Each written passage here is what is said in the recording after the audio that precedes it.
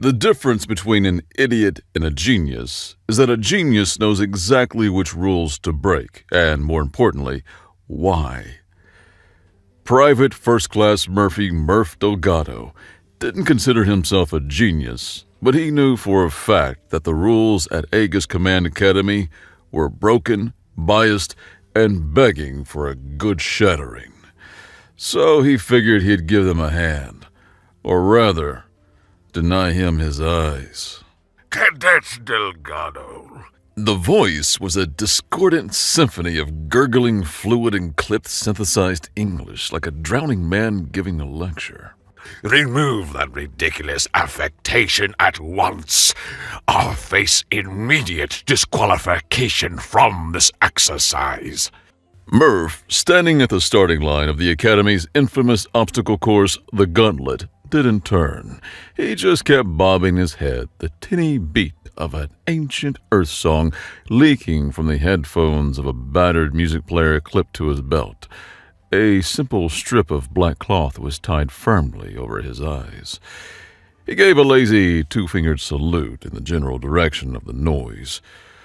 "Just leveling up the playing field, Lieutenant Kreeslax. Wouldn't want anyone to think I have an unfair advantage." A low ripple of snickers and groans passed through the assembled cadets. They were a menagerie of the galaxy's finest military youth.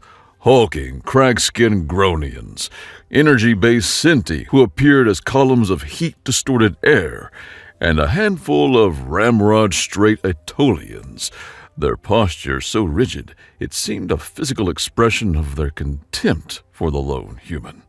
Lieutenant Kreeslax, a six-limbed cephalid whose lower tentacles were suctioned firmly to the deck plating, glided forward, his large, intelligent eyes housed in a translucent dome of a head narrowed. Your species' penchant for melodrama is not a tactical asset, human. It is a liability. This is your final warning. Kreeslax tensed, ready to sound the disqualification alarm, but he hesitated. The sheer, unadulterated arrogance of the human was galling. Let him. A cold, calculating part of his mind gurgled. Let him try. His failure will be all the more public, all the more absolute, a far more effective lesson than a simple dismissal. "Loud and clear, sir," Murph said cheerfully. A deafening buzzer shrieked. The other cadets exploded from their starting blocks. Murph remained motionless for a single perfect second. He wasn't looking. He was listening. He was feeling the thud of 20 different species footfalls on the pressurized deck plates, the faint whine of the plasma conduits lining the course, the whisper of air displaced by the first set of hydraulic pistons. The music served a deeper purpose. The driving, predictable 4/4 time signature of the rock anthem created a framework, a rhythmic lattice upon which his brain could hang the chaotic sensory data, turning a storm of input into a predictable weather pattern. The beat became his targeting software. He took a deep breath, and then he was gone. He didn't run, he flowed. He was a river of motion carving a path through the static landscape of the course. Each step and turn, not a decision, but a reaction, an inevitable consequence of the symphony of sounds and pressures he alone could perceive. The first obstacle was a series of pressure plates that triggered high-speed pistons from the walls. Cadets scrambled to memorize the sequence, leaping and dodging. Kreeslax watched, his tentacles coiling in irritation as Murph sprinted straight for the first trap. The Aetolian cadet next to Murph leaped elegantly over the plate. The piston shot out with a pneumatic hiss. Instead of avoiding it, Murph planted his foot on the edge of the trigger plate just as it depressed. He didn't try to dodge the piston. He jumped on the cylindrical casing as it rocketed out. For a split second he rode it, launching himself in a perfect 3-meter arc that carried him over the rest of the trap. He landed perfectly past the entire sequence. The machine had done the work for him. Unorthodox, but effective. Kreeslax gurgled, his vocalizer struggling to keep the rage out of his monotone delivery. Next came the Weaver, a crisscrossing mesh of live plasma wires humming with lethal energy, carrying the sharp scent of superheated insulators and the sterile tang of ionized air. The standard procedure was a slow, careful crawl underneath. Murph tilted his head, listening to the distinct pitches of the different wires. They, too, were a song. He found the rhythm in their hum, the pattern in their vibrations. He leaped, his hands catching the inert support struts, and swung through the gaps with the fluid grace of a gymnast, the lethal energy crackling inches from his face. He moved by sound, not sight. The course continued. He felt the sharp rush of air from a hidden dart trap, a sudden drop in pressure against his cheek, and dropped to a slide a nanosecond before a volley of fletchets whispered past. He navigated a zero-gravity section not by sight, but by listening to the distinct whine and echo of the maneuvering thrusters as the sounds bounced off the chamber walls, triangulating his position through a complex model of echolocation. The other cadets fought the course. Murph danced with it. He could hear Kreeslax's gurgles growing more agitated, the wet slap of his tentacles on the deck as he paced. He could hear the stunned silence of the other cadets. The final obstacle was a 10-meter wall climb. Cadets clawed their way up using standardized grips. Murph ran towards it, listening. He heard the faint, high-frequency stress groans in the wall structure, the telltale sign of maintenance bolts. They weren't on the official path. They were a meter to the left. He jumped, his fingers finding the bolt heads, and scaled the wall in a blur of motion, his feet finding purchase on seams invisible to the naked eye. He vaulted over the top and landed on the finish line with a soft thud. He clicked off his music player, and the world dissolved back into a muted, dark confusion. He stood there, panting softly, waiting. For a moment, the only sound was the soft panting of his own breath. The usual post-exercise clamor of cadets and machinery was absent, replaced by a weight of stunned quiet. Then, the station's main display flickered. Course time, 1 minute, 55 seconds. Academy record, 2 minutes, 14 seconds. 2 minutes, 14 seconds. Status, obliterated. Murph smiled, adjusting his blindfold. How'd I do, sir? Kreeslax's tentacles were coiled so tightly they looked like knots in a bundle of slick gray cables. He glided over to Murph, each movement of his body a clipped, furious gesture. Without a word, he snatched the blindfold from Murph's face. Murph blinked in the harsh light, his pupils contracting. Hey, I wasn't done with that. The lieutenant inspected the strip of cloth. It was just that, a simple piece of black fabric, slightly sweat-stained. No hidden optics, no microsensors, no technological trickery. He crumpled it in one of his upper limbs. His vocalizer crackled, spitting static between words as if the fury itself were overloading the circuits. Report to my office. 0800 tomorrow. We will have a discussion about your future at this institution, or lack thereof. He turned and slid away, his rigid back a testament to his outrage. The other cadets stared at Murph, a mixture of awe, fear, and deep, profound confusion on their varied faces. They parted before him as he walked towards the locker room, a clear bubble of space forming around the human who had just broken their reality. Later that night, in his private quarters, the air thick with the scent of brine and the clean, sharp smell of energized filters from his personal filtration unit, Lieutenant Kreeslax sat before his console. The humidity was precisely controlled to mimic the tidal flats of his homeworld, a place of order, logic, and predictable currents. A place where something like Murph Delgado could not exist. Access personal file. He gurgled. Cadet Private First Class Murphy Delgado. Earth. The file appeared. Kreeslax's primary objective was simple. Find grounds for immediate expulsion, insubordination, reckless endangerment, failure to adhere to uniform standards, anything. He would scrub this chaotic human stain from his pristine academy.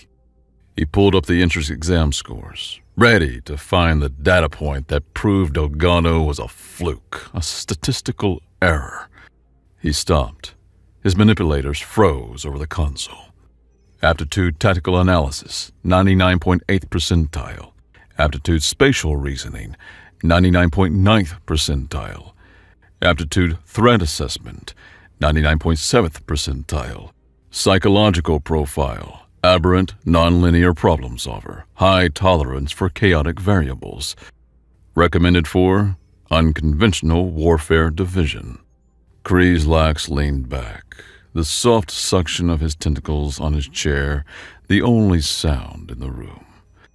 The profile painted a picture not of a fool, but of something far more complicated. He pulled up a second file, cross-referencing Delgado's listed next of kin and emergency contacts. The cadet who had washed out the previous year.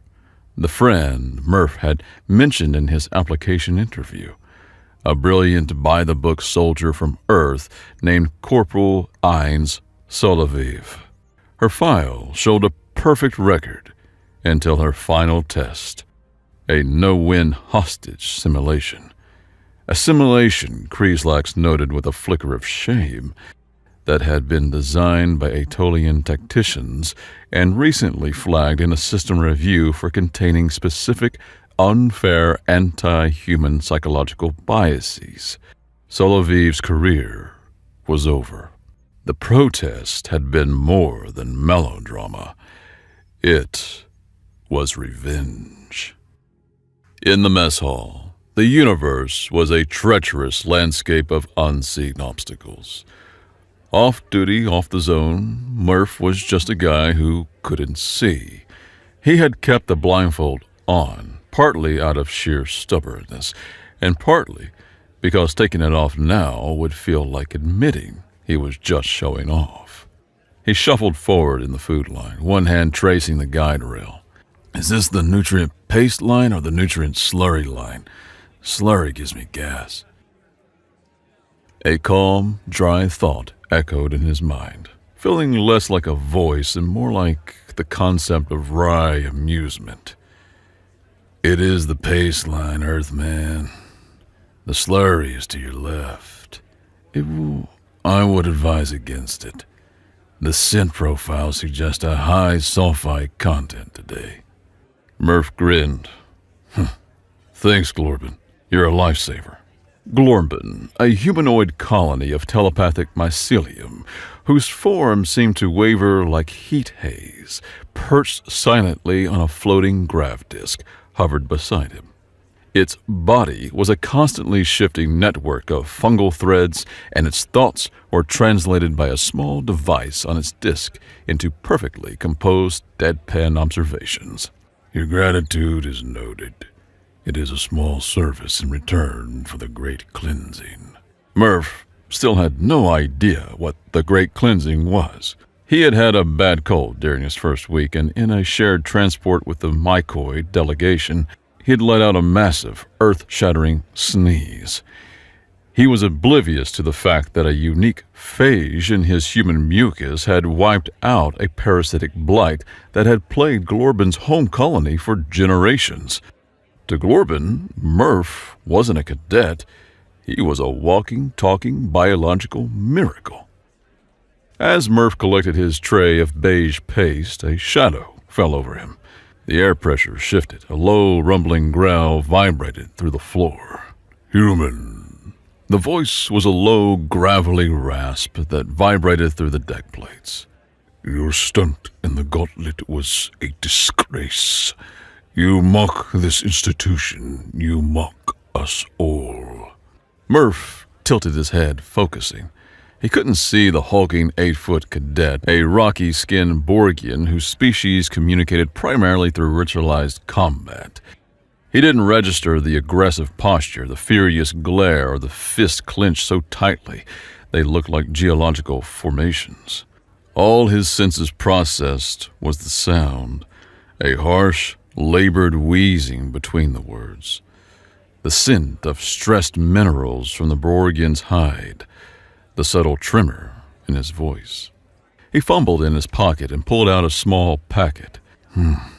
You sound dehydrated, big guy, Murph said, his voice laced with genuine concern. He held out a packet. Here, electrolyte tab. You should really take better care of yourself. That wheeze sounds nasty. The Borgian, Oroto, froze. He had been ready for a fight, a challenge, a cowering apology. He was not prepared for medical advice. He stared at the small packet in the blindfolded human's hand. Oroto's stony fist, which had been clenched tight enough to pulverize carbon, slowly uncurled. The sheer, unexpected sincerity of the gesture completely disarmed him. It was so outside his cultural context for conflict that his brain simply short-circuited. He grunted, a confused, frustrated sound, snatched the tab from Murph's hand, and stomped away without another word. Lorben drifted closer. Fascinating. You have weaponized anticlimax. Oroto's biosignature indicates a state of extreme cognitive dissonance. He may need to sit down. He just sounded thirsty, Murph mumbled, trying to locate his fork by patting his tray. Is that so weird? For this place, Earthmen, Glorben projected. Profoundly so. The air in Kreeslax's office was heavy, a wet blanket of brine that clung to the inside of Murph's nostrils.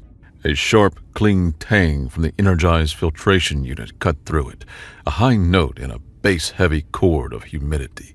Murph stood at attention, blindfolded firmly in place, listening to the gentle sloshing from the filtration unit and the soft hiss of Kreeslax's tentacles moving across his desk.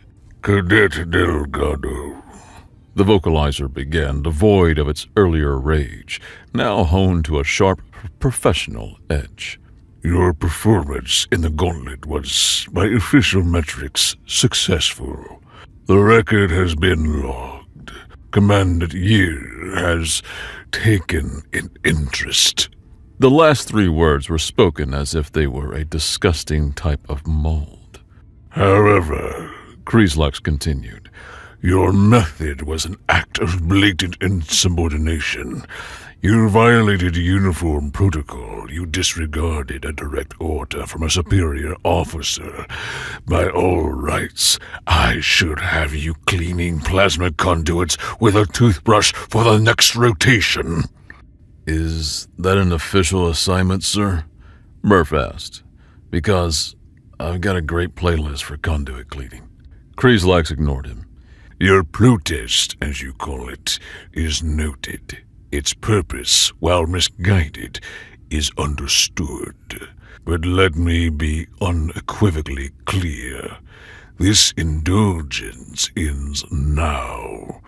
The Aetolian delegation has lodged a formal complaint. They see your actions as a deliberate insult to their training doctrines. You are on thin ice, floating in a sea of fire.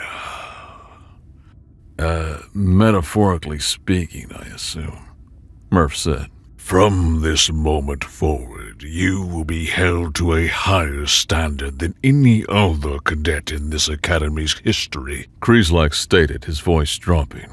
Any failure, however minor, a single misstep in a simulation, a fractional point below perfection on an exam, a toe out of line during inspection, will result in your immediate and permanent expulsion.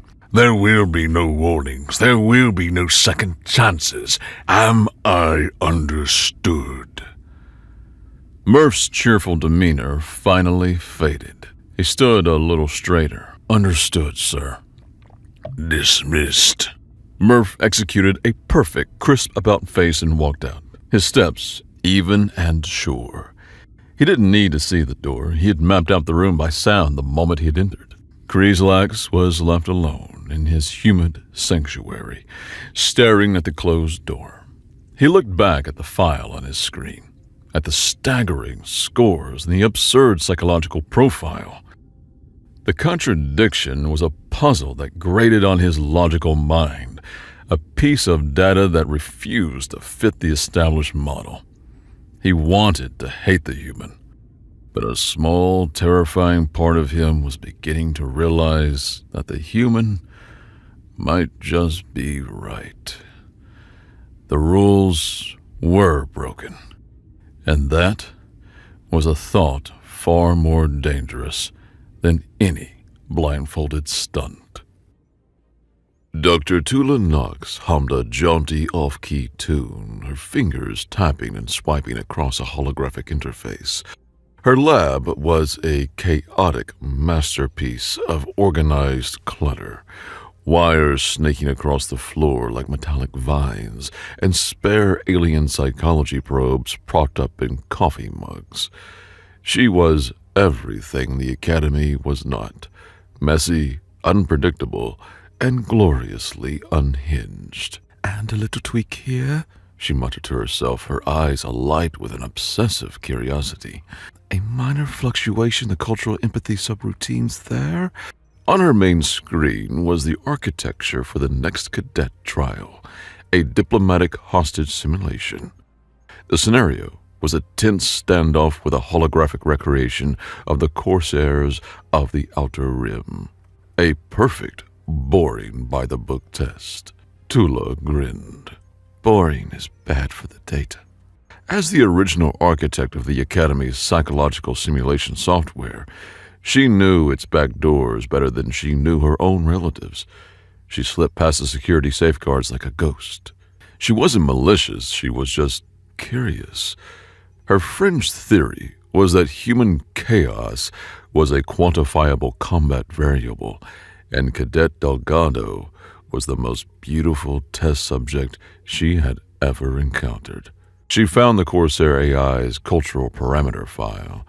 Her movements were swift and economical, inserting a single line of code, masking it as one of the benign data packet corruptions she herself had coded into the system's error logs years ago. Cultural Directive 734, the humiliation taboo. Any direct attempt at diplomatic bargaining, pleading, or negotiation from an inferior force is to be interpreted as the highest insult.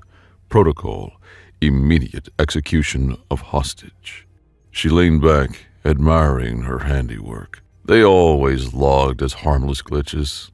She was very, very good at this. All right, Murph, she whispered to the empty room.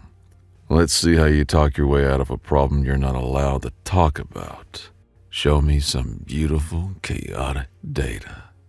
Inside the simulation, the bridge of the Corsair raiding ship was all jagged metal and flickering red emergency lights.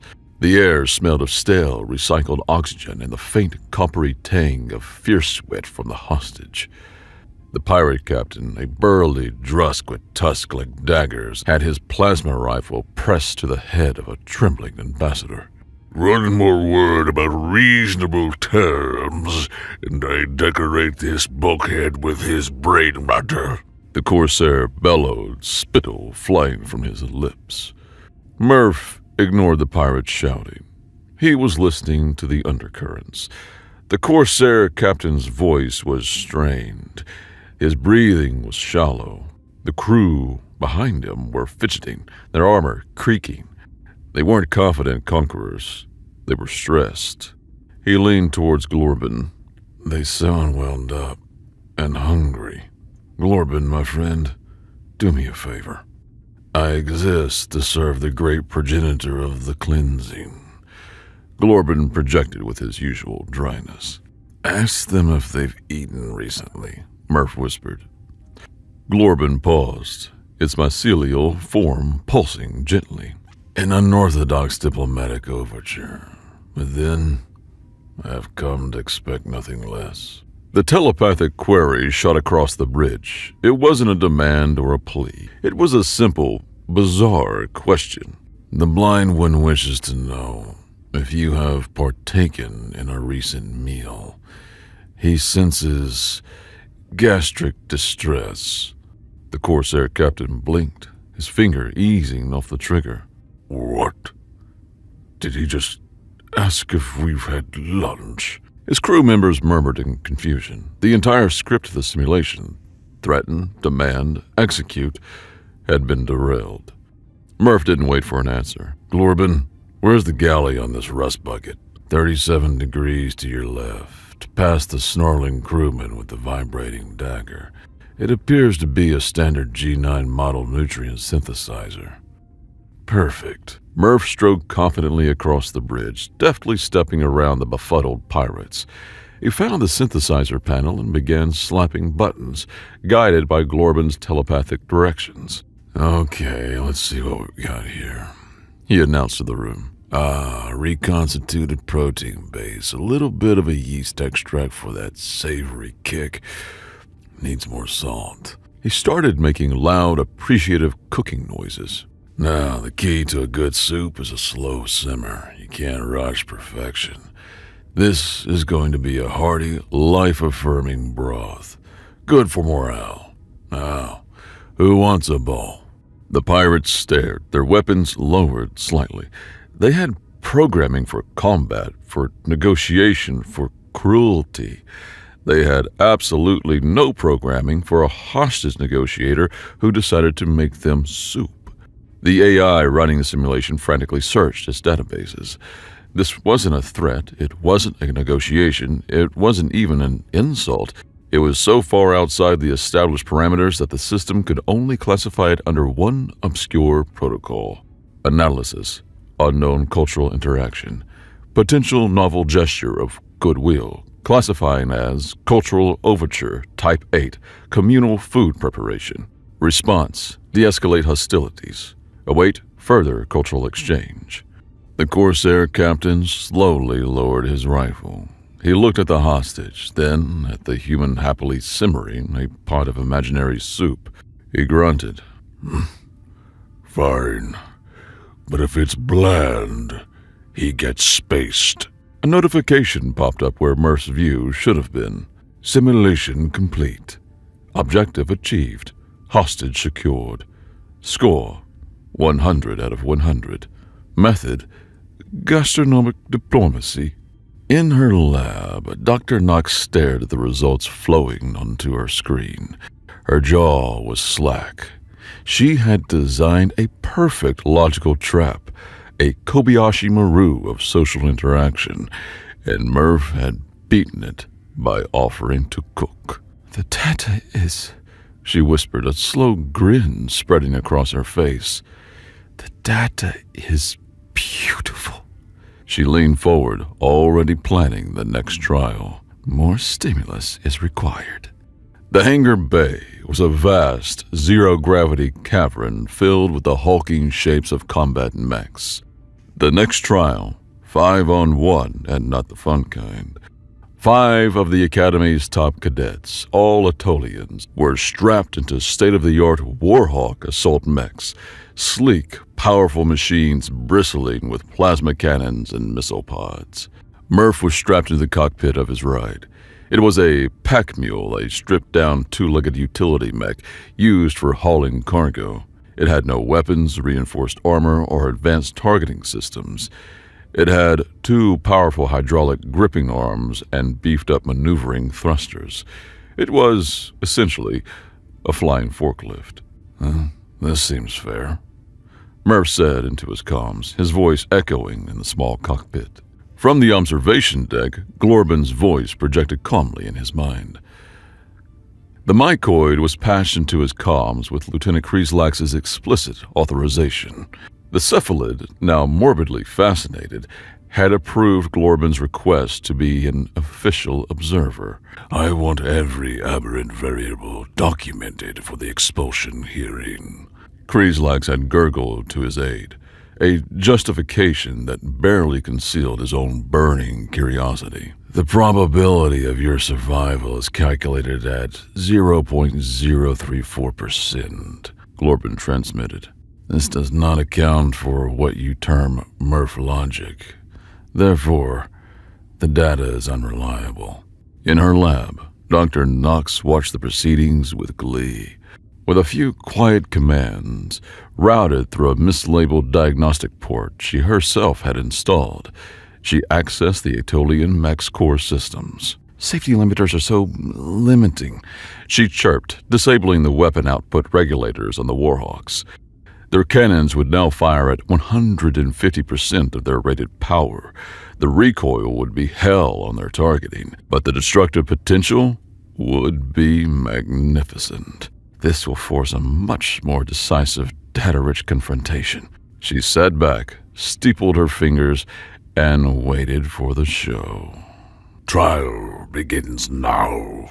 Kreeslax's voice boomed through the hangar. The 5 Aetolian mechs powered up, their energy signatures flooding Murph's simple sensors. "Hit it," Murph yelled. "As you command, great benefactor," Glorben replied. From the observation deck's comm system, a news signal was broadcast on an open, wideband frequency. It was a wall of sound. Distorted electric guitar, pounding drums, and a screaming vocalist that flooded the hangar. To Murph, it was just loud music. But the Aetolians and their highly advanced Warhawks were in agony. Their sensitive audio pickups were completely overwhelmed. Their high-resolution displays flickered with audiovisual static. "What is that infernal racket?" The Aetolian flight leader shouted. "The lead Aetolian pilot is experiencing what I believe you call a tantrum," Glorben noted. "His targeting solution is suboptimal." "Fire at will! Destroy that piece of junk!" the leader commanded. The Warhawks opened fire. Overloaded plasma blasts slammed into the hangar walls, filling the air with the smell of scorched insulators and flash-vaporized durasteel. Huge gashes were torn in the metal. Murph wasn't flying away from the fire. He was flying towards the chaos. He juked his simple mech left, letting the plasma bolt singe the air where he had been. It struck a large wall panel, shearing it from its moorings. Murph swooped in, grabbed the massive plate with his pack mule's hydraulic claws, and spun, using it as a makeshift shield. 2 more Aetolians fired. Their overpowered shots slammed into the panel, turning it slag white but absorbing the impact. "Pilot 2 and 3 are frustrated," Glorben narrated dryly. "They are attempting to flank your shield. Their coordination is poor due to auditory distress. Tell me when they're about to bump uglies." Murph grunted, wrestling with his controls. "They are on a collision course in 3, 2... They have bumped uglies." Blinded by their own weapons fire and deafened by the rock anthem, the 2 flanking Aetolians smashed into each other with a deafening crunch of metal. They drifted, dead in the water. 2 down. The Aetolian leader, enraged, overcharged his main cannon. Murph heard the telltale high-pitched whine. He flew straight up into the freshly mangled superstructure of the ceiling. The leader's shot missed him entirely, blasting a new gaping hole in the hangar's outer hull. Alarms blared, emergency containment fields snapped into place, but Murph was already through the hole, in the service crawl space between the hangar and the station's outer skin. He found what he was looking for, the main power conduit for the hangar bay. He gripped it with his pack mule's claws. "Sorry about this," he muttered, and pulled. Inside the hangar, the lights, gravity, generators, and weapon systems of the 3 remaining Aetolian mechs died instantly. They were left floating in the dark, powerless, deaf, and utterly defeated. Trial complete. All opponents neutralized. Victor, Cadet Delgado. Murph piloted his battered forklift back through the hole, the rock anthem finally fading out. He hadn't fired a single shot. That night, Kreeslak sat in his quarters. The brine-scented air did nothing to calm him. On his main screen, he played the recording of the mech trial. The first time he watched it, all he saw was infuriating, incomprehensible luck. The second time, he muted the obnoxious music and saw the pattern. The third time, with sensor data overlaid, he saw the logic. Murph hadn't been fighting 5 advanced mechs. He had been fighting 5 overconfident, sensor-deafened pilots. He didn't attack their armor. He attacked their senses. He used their own strength against them. He saw the method in the madness. It was a different kind of order, a symphony of destruction conducted by a blind man. Kreeslak closed the file. His tentacles rested motionlessly on his console. The expression on his face was a complex mixture of profound annoyance and a flicker of something he hadn't felt in a very long time. Grudging, sickening, undeniable comprehension. The universe he knew had a crack in it, and a blindfolded human was peering through. Commander Year stood on the bridge of the Aegis Citadel, his towering saurian frame silhouetted against the starfield. "The Aetolians are demanding his expulsion," his aide reported. Year gave a slow, rumbling chuckle. The Corsairs don't care about honor. They don't break ships. They break morale. This human, he seems to operate exclusively in the seams. He turned. "I've authorized the final trial. I need to know what this cadet is made of. Not his body, not his machine, his core." "Sir," the aide hesitated, the mind weave is extreme, especially for a species as psychologically volatile as humans." "This human is an anomaly," Year said. "Proceed." Murph found himself in a quiet, sterile chamber, being helped into a sensory deprivation tank. "You can take the blindfold off for this, son," a kindly medical tech said. "The tank is completely dark anyway." "Nah, I'm good," Murph replied, adjusting the knot. "It's kind of my thing now." He settled back into the water, and the lid of the tank hissed shut. The Academy's 2 chief telepaths, a pair from the Order of Ondul whose bodies were composed of what looked like shifting, polished obsidian, settled into their meditative states. "Initiating synaptic link," the first projected. "Entering the subject's consciousness." They slipped into Murph's mind and were met with a tidal wave of psychic noise. They expected a landscape to manipulate. Instead, they found a stadium, a roaring, sold-out arena of the mind. There was no internal monologue to read, no quiet subconscious to probe. There was only the full-blown synthetic assault of a rock opera. Murph was mentally on stage, wielding a guitar.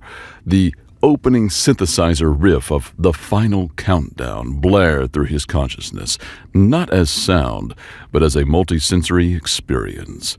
He could feel the imagined vibration of the bass, taste the scorch from the pyrotechnics, feel the psychic roar of 100,000 adoring fans.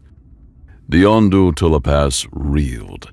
They tried to project a stimulus, an image of failure. It was swallowed whole, repurposed as a screaming guitar solo. They tried to manifest his deepest fear. The psychic feedback was deafening, the sheer unadulterated joy and volume of Murph's internal state, acting as the most powerful psychic shield they had ever encountered. The Ondul telepaths recoiled, ripping their consciousnesses free with a collective mental shriek. In the control room, a single frantic message flashed on screen from their terminal. Subject's internal monologue is a weapon of mass disruption. The attempt is physically painful. We are finished. Repeat, finished. We require space aspirin and quiet contemplation. The lid of the flotation tank hissed open. Murph sat up, stretching. Wow, he said. Great nap. Really centered myself in there. He had passed the unpassable test by being gloriously untestable. Years stared at the blinking red lights, a slow reptilian smile spreading across his features.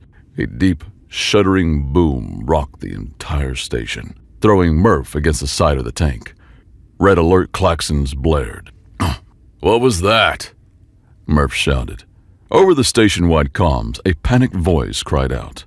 Hull breach in Sector Gamma. Multiple contacts, Corsair signatures. They're blowing through our defense grid. This isn't a drill! Another explosion, closer this time, sent sparks showering from a ceiling conduit.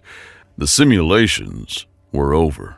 Commandant Year stood his ground on the auxiliary bridge. Status report.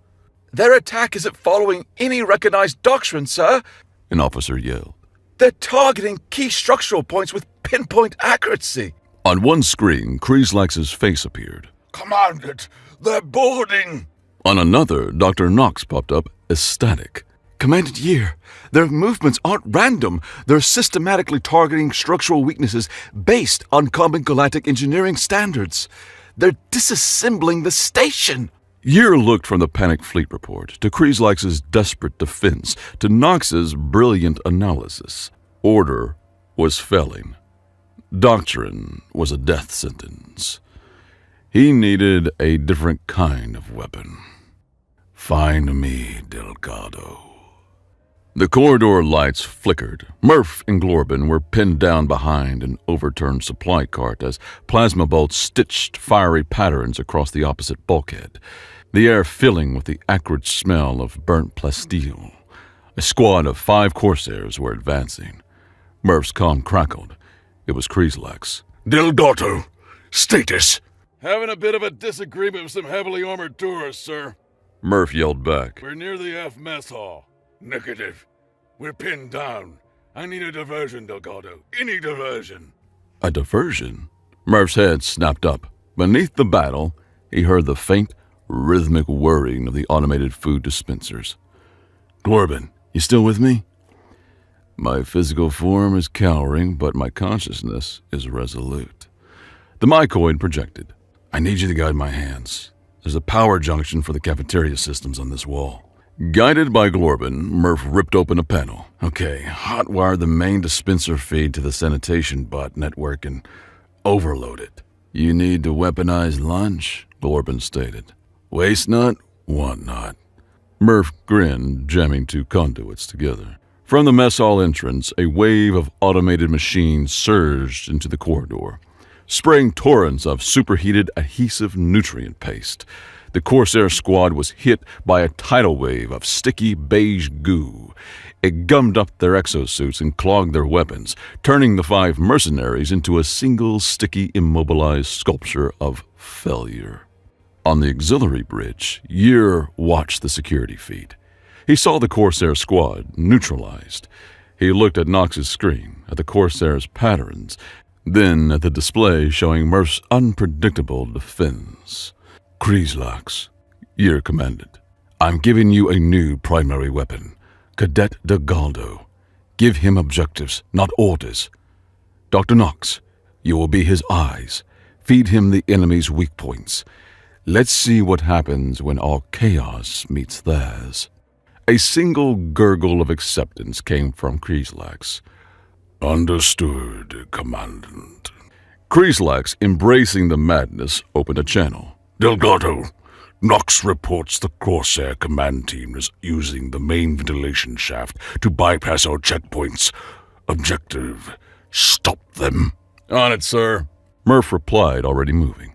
The primary ventilation hub is directly below us. Glorbin projected. Murph found the control panel as Knox's voice crackled in his ear. I'm slicing through the safeties now. You should have full manual override. He slammed his palm on a large red button. Reverse flow at maximum power. In the ventilation shaft, the Corsair squad was blasted back out the vent they had entered, tumbling through space. Objective complete, sir, Murph said.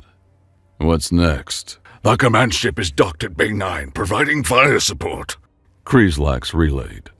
Murph was already running. The gauntlet is right next to Bay 9, Knox. Reroute all non-essential power to the gauntlet. All of it. Done, she chirped. Murph reached the gauntlet's control room. He activated the piston traps, setting them to fire all at once, over and over in a steady, percussive rhythm. Thump, thump, thump. The overloaded pistons hammered against the station's inner hull. The rhythmic shockwave traveled through the docking clamps and into the enemy ship's frame, rattling their sensors and crew into uselessness. It was all the opening the Academy ships needed. They rallied, blasting the disoriented command ship free. The remaining Corsairs beat a hasty retreat. In the aftermath, Years stood in the battered hangar bay before Kreeslax, Knox, and Murph. The Aetolian Empire has sent a formal apology, Years said. Your protest, cadet, has reshaped galactic military theory. He stepped forward. Earth Command has also been in touch. They send their congratulations and their apologies for your friend Ainz. Changes are being made. That simulation has been permanently decommissioned. Year looked at Murph. You have won, son. On every front. The battle is over. He gestured to Murph's face.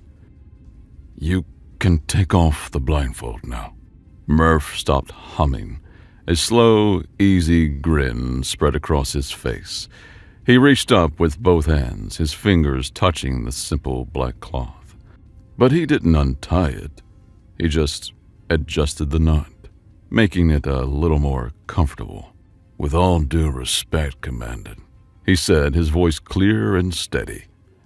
The universe makes a lot more sense this way.